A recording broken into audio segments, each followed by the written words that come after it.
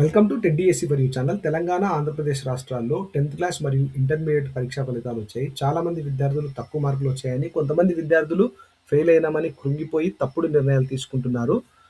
మిత్రమా, చావొద్దు, బ్రతికి చూపించు. ఒక లక్ష్యాన్ని నిర్ణయించుకొని దానికోసం, ఆ విజయం కోసం ప్రయత్నం చేయి. నీకోసం ఒక బంగారు భవిష్యత్తు చూస్తా ఉంది. దయచేసి ఒక్క క్షణం ఆలోచించు. స్నేహితులారా, ఈ వీడియో ప్రతి విద్యార్థికి చేరేటట్లు షేర్ చేయండి, లైక్ చేయండి, సబ్స్క్రైబ్ చేయండి. ఒక్క పరీక్షలో ఓడిపోయినామని కుంగిపోవద్దు. మార్కులు తక్కువొచ్చాయని ప్రాణాలు తీసుకోవద్దు. ఎవరిలో లేని ప్రతిభ నీలో ఉంది. దాన్ని నీవు తప్ప ఇంకెవరు గుర్తించలేరు. నీ ప్రతిభే నిన్ను జీవితంలో ఉన్నత శిఖరాలు అధిరోహించేటట్లు చేస్తుంది.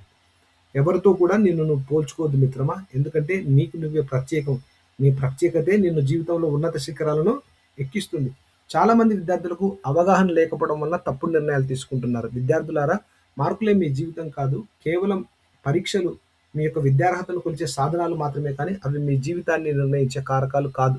ప్రత్యామ్నాయ మార్గాలు చాలా ఉన్నాయి. ఒక పరీక్షలో విఫలమైతే జీవితమే ముగిసిపోయిందని భావించొద్దు. కెరియర్‌లో ఉన్న వేలాది ఇతర అవకాశాలు మీరు తెలుసుకొని వాటిని ఉపయోగించుకోండి. స్పోర్ట్స్‌లో, మ్యూజిక్‌లో, సైన్స్‌లో, సాంకేతికతలో, గేమ్స్‌లో మీరు రాణించొచ్చు. మీకు ఇష్టమైన రంగంలో మీరు ఉన్నత శిఖరాలను అధిరోహించొచ్చు. ఇంటర్మీడియేట్ ఫెయిల్ అయి ఐపీఎస్ అధికారి అయినటువంటి మనోజ్ కుమార్ శర్మ గురించి మీకందరికీ తెలుసు. 2023లో 12th ఫెయిల్ అయిన మూవీ వచ్చింది. మరొక్కసారి చూడండి. ఆయన జీవిత చరిత్ర ఆధారంగా మీరు తప్పకుండా ఇన్‌స్పైర్ అవుతారు. విద్యార్థులారా, ఒక్క క్షణం ఆలోచించండి.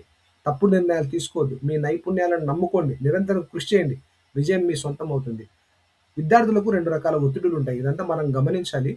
కుటుంబ ఆశయాలుంటాయి. తల్లిదండ్రులు తమ పిల్లలు ఖచ్చితంగా ర్యాంకులు సాధించాలని, డాక్టర్లు, ఇంజినీర్లు అవ్వాలని కోరుకుంటారు.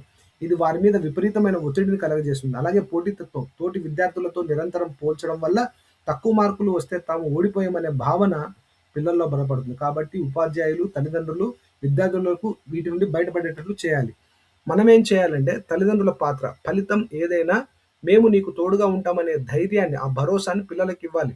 మార్కులను బట్టి కాక మీ ప్రేమ ఎప్పుడూ ఒకేలాగా ఉండాలని ఉంటుందని వారికి చూపించాలి. అలాగే ఉపాధ్యాయుల పాత్ర. విఫలమైన విద్యార్థులకు కౌన్సెలింగ్ ఇచ్చి వారిలో ఆత్మవిశ్వాసాన్ని నింపాలి. ఓడిపోయిన చాలామంది జీవితంలో ఉన్నత శిఖరాలు అధిరోహించారు. కొలంబస్, ఐన్‌స్టీన్ ఇలాంటి వాళ్ళంతా కూడా ఓడిపోయి జీవితంలో ఉన్నత శిఖరాలు అధిరోహించిన వాళ్ళే.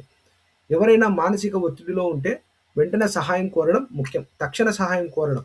ఒత్తిడి ఎదురైనప్పుడు ధైర్యంగా సహాయం అడగాలి. చూడండి, 14416 మీరు కాల్ చేస్తే వాళ్ళు మీకు కౌన్సెలింగ్ ఇస్తారు వాళ్ళు. టెలిమనాస్ అనమాట ఇది. మరికొన్ని హెల్త్ నంబర్‌లు కూడా అందుబాటులో ఉన్నాయి. మీరు గమనించండి. సహాయం కోరడం బలహీనత కాదు. అది ధైర్యం. మానసిక ఒత్తిడిని జయించొచ్చు. కాబట్టి మీలో ఎవరైనా ఒత్తిడికి గురవుతా ఉంటే దయచేసి 14416కి కాల్ చేసి కౌన్సెలింగ్ తీసుకోండి. Thank you.